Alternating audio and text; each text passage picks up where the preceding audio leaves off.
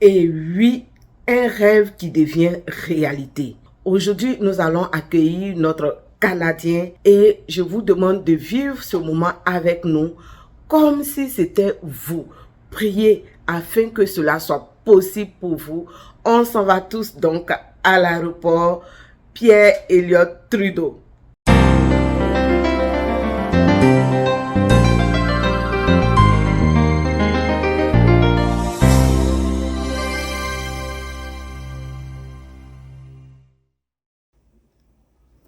Nous sommes donc en route pour l'aéroport Pierre Elliott Trudeau. Nous allons arriver dans quelques instants pour accueillir notre Canadien. On n'a pas encore reçu de coup de fil de sa part. Donc, on va chercher à parquer. Voilà, on va chercher à parquer et attendre donc qu'il nous appelle. Comme ça, nous allons ressortir du parking pour passer devant l'entrée. Voilà, donc nous cherchons à parquer et donc la suite pour tout à l'heure.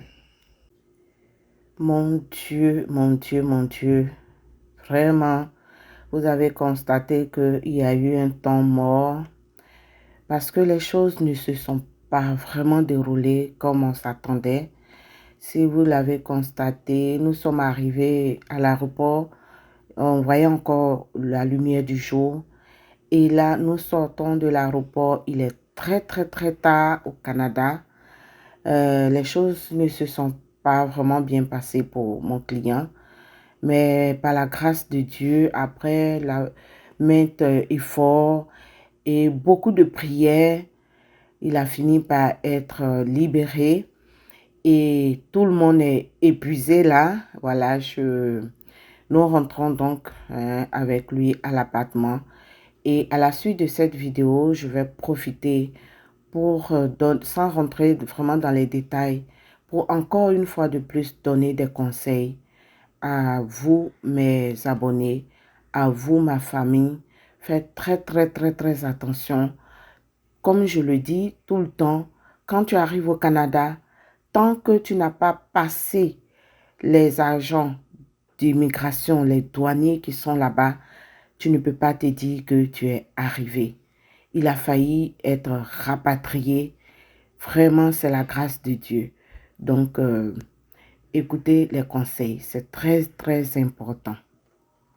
Les gars, s'il vous plaît, ici, nous sommes en Amérique.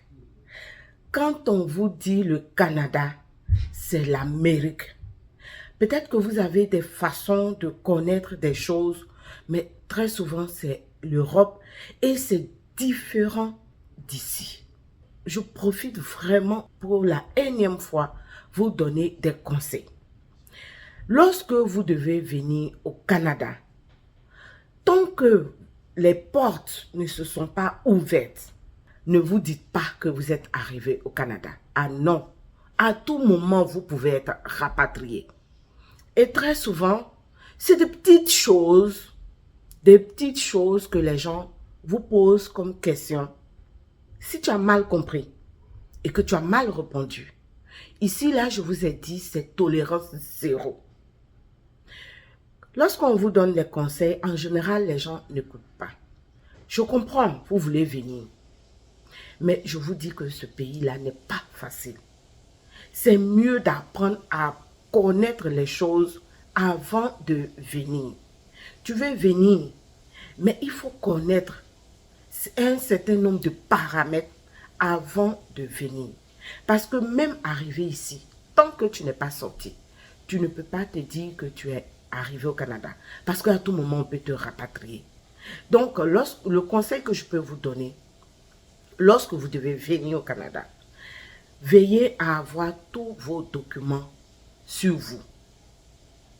Je vais faire comme le checklist que je vais vous mettre sur ma page professionnelle Facebook. Et là, je profite pour vous demander d'aller vous inscrire sur ma page professionnelle Facebook. Je vais mettre le lien dans la barre de description. Allez-y, vous allez cliquer dessus et ça va vous envoyer sur ma page. Vous allez donc vous abonner parce que dorénavant, c'est là-bas que je vais donner plus de détails. Plus de détails sur mes services, plus de détails sur un certain nombre de choses, plus de conseils. Donc, allez-y vous abonner sur ma page professionnelle. Donc, je vais mettre le checklist sur ma page professionnelle. Tous ceux qui seront abonnés là-bas et qui seront prêts à arriver au Canada pourront utiliser ce checklist pour pouvoir faire la liste de toute leur documentation. Donc, veillez à avoir tous vos documents vraiment prêts sur vous.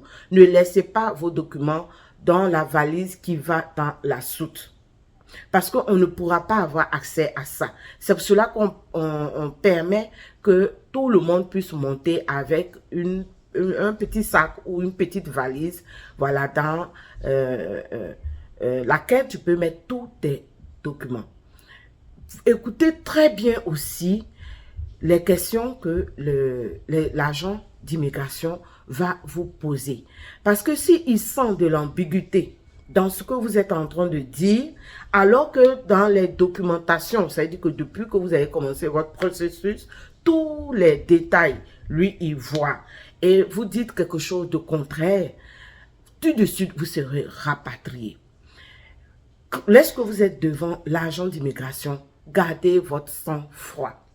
Gardez votre sang-froid. C'est vrai qu'ils sont impressionnants, mais ils ne vont pas non plus s'agripper à vous. C'est juste que vous confirmiez les informations que vous-même vous avez déjà données. C'est tout ce qu'il va vous demander.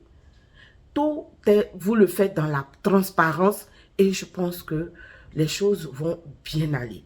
Donc, ce sont les conseils que je voulais donner aux uns aux autres. Faites vraiment, vraiment, vraiment attention. Tant que vous n'avez pas passé le cap de l'agent d'immigration, ne vous dites pas que vous êtes au Canada. Et c'est pour cela que je dis priez beaucoup. Parce que c'est Dieu qui dispose toutes choses.